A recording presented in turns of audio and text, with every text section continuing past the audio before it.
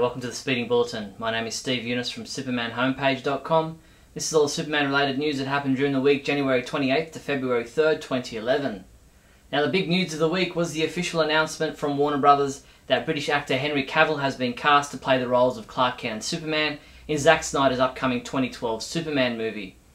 Cavill, aged 27, stars on Showtime's series The Tudors. Zack Snyder stated, "I also join Warner Brothers, Legendary and the producers in saying how excited we are about the casting of Henry. He's the perfect choice to don the cape and S-shield." HollywoodReporter.com posted an article that delves into the process behind the ultimate decision to cast Henry Cavill as our next Superman. Supposedly his closest competitor was Watchmen's Matthew Good.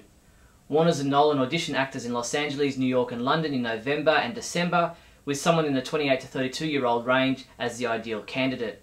Cavill was invited for a callback in January, with the final decision being made last week.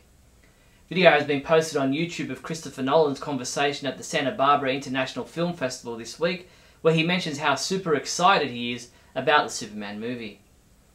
The internet rumour mill wasted no time in throwing up names for actresses who could play Lois Lane opposite Henry Cavill, with Hollywood Insider claiming that Kristen Stewart, Jessica Biel and Rachel McAdams were trying out for the part.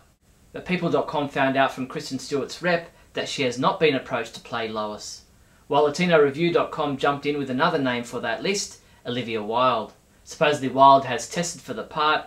We'll keep you posted on all these rumours. Ilya Salkind, co-producer of the Christopher Reeve Superman movies, was reported as missing in Mexico City this week. The story is still developing, so stay tuned to the Superman homepage for updates. We hope he's found safe and sound. In TV news, Collateral, the 12th episode of Season 10 of Smallville, airs tonight, Friday, February 4th at 8 PM on the CW. In this episode, the VRA releases Clark, Oliver, Lois and Dinah, who all have flashbacks of Chloe's involvement in their capture. Trust becomes an issue when Chloe returns to town and Dinah fears she is now a traitor. Look for our episode summary and reviews in the days following this episode. IGN.com published an interview with Smallville executive producer Brian Peterson, which they ask him if we'll truly see Superman as we lead up to the series finale. He said, "I think those final images are going to be in discussions all the way up until the end."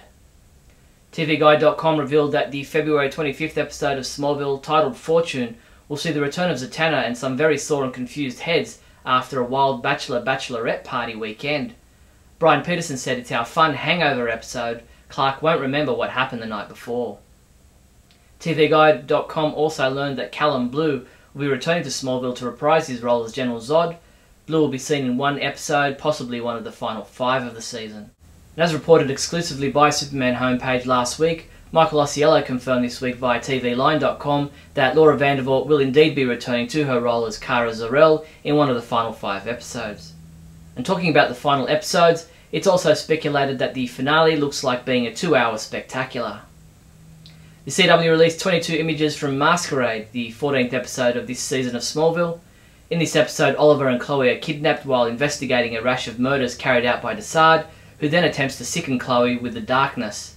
Meanwhile, Lois advises Clark to get a disguise to protect his identity. TVLine.com published an article delving into the run home to the series finale of Smallville, talking with executive producers Brian Peterson and Kelly Souders about various topics, including this comment from Souder, who said, "If you're a hardcore Superman fan, you'll enjoy the ride. It's a lot of fun." Cartoon Network and DC Entertainment released the episode description, a series of images and 2 preview video clips from Schooled, tonight's new episode of the Young Justice animated series, airing at 7 PM on Cartoon Network. In this episode, Superboy's anger over his non-relationship with Superman is getting out of control, and the Boy of Steel goes rogue. Look for our episode summary and review in the coming days. ComicBookResources.com caught up with Greg Weisman and Brandon Vetti, producers on the Young Justice animated series, and asked them if there is a character they view as a star of the show.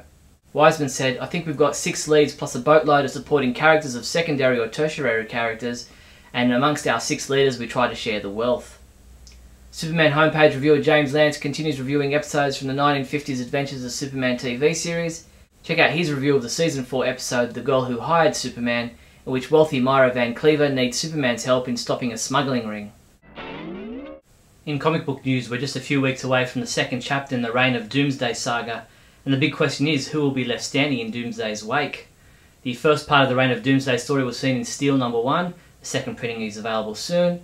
Part 2 will take place in The Outsiders number 37, available March 9th. Comic books we reviewed this week included Action Comics 897, which was reviewed by Ralph Silver, who rated it a 2 out of 5, calling it strong on characterization but weak in plot development.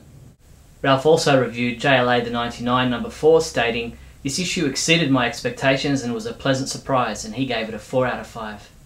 While Charlie Niemeyer looked back to April 1972 to review Jimmy Olsen number 148, which featured the Monarch of All He Subdues story by Jack Kirby.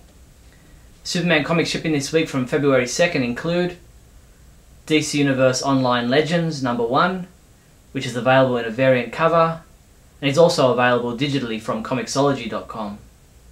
Superboy number 4 is also available in a variant cover.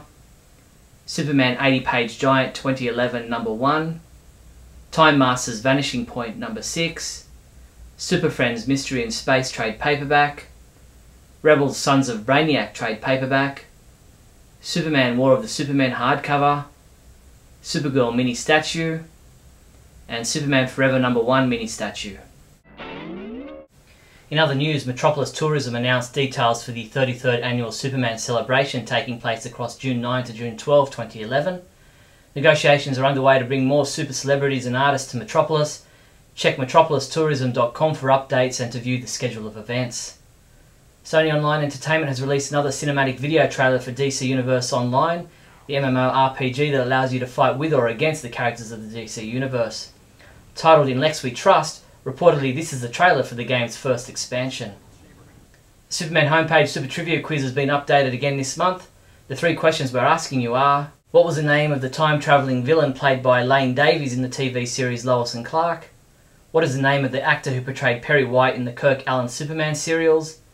And which villain turned Superman into a man-lion in the classic 1958 story The Lady and the Lion from Action Comics 243? If you think you know the answer to all 3 questions, come by the website now to submit your entry. That's all the Superman news there was for the week January 28th to February 3rd. I'm Steve Younis from SupermanHomepage.com.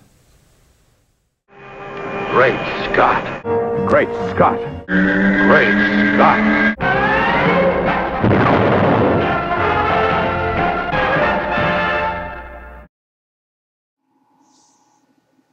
Hello everyone, welcome to Great Scott. I'm Scotty V, it's good to see you. So, after much speculation of who would be cast as the Man of Steel, this week we received word from WB themselves that Mr. Henry Cavill has been cast in the role of Clark Kent, Superman, in the upcoming 2012 Superman film. Many fans are abuzz at this news. Now, he does seem to have the look that we associate with Superman. The publicity photo that was released showed him with a bit of a beard, so it may be a little bit difficult to look past that. But if you look at The Tudors, which is a show being shown on a premium channel, he does certainly, with the shaven face, have the boyish looks that we might associate with Superman, while still being a little bit more rough around the edges than, say, Brandon Routh or some of the other prettier actors that have been brought up. I will say this, some complaints have been made that a Brit has been cast in the role. I find this odd, since Superman has long been considered the ultimate immigrant. He's a Kryptonian. He's not American. He's not British. He's not Chinese. He's an immigrant from another planet. Now, he was brought up in the heartland of America, so most people assume that he will probably have an American accent. I looked up some clips on YouTube and at first didn't think I was going to be able to find any. He's in a movie called Whatever Works with Larry David, where he plays a British guy, so it was an X out for that. He's in something called Black Creek, which seems more of an independent scale, and he didn't speak much in the clips I was able to find, but it sounded like maybe he was doing an American accent. But then I found the motherlode. Hellraiser. In Hellraiser, he plays a young guy who gets horrored by what's going on in the movie, and he is speaking with an American accent. Check these clips out at your own risk. They are of a mature rating in most cases, but you will see, if you do look them up, that he is fully capable of doing the American accent. He's 6'1", so there have already been complaints, as there always will be, that he's too short for the role. Dean Cain, I believe, was 5'11 3/4, or just around 6 feet when he played Superman, and I don't think the height thing was too much of an issue, although I myself was concerned about it at one time. He has actual blue eyes, and he does have the wavy hair that Superman seems to have as well. So I like this casting news, and I'm looking forward to hearing more. Lois Lane, Jimmy Olsen, Perry White. Let's see what they can come up with. Good stuff. Thanks for watching, and remember, look up in the sky.